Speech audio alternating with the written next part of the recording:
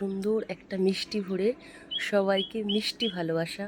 শুনতে পাচ্ছ এখন একদমই ভোরবেলা, তো পাখিরা ডাকছে দেখ। আর এই যে চারিদিকে পাখিদের আওয়াজ, আর তার সাথে সাথে দেখো একটা সুন্দর জিনিস তোমাদের সাথে শেয়ার করছি। মানে প্রকৃতি কত সুন্দর লাগে। এই যে দেখো আমার এই আম গাছটায় এখন প্রচুর মুকুল এসেছে, তো কত সুন্দর দেখতে লাগছে দেখো। ডালে ডালে পুঞ্জিত আম্রমুকুল, বা আমরা বলতে পারি গুঞ্জরিয়া ওঠে ভ্রমর। এই যে দেখো গাছ কিন্তু একদম ভরে গেছে মুকুলে, কত সুন্দর দৃশ্য।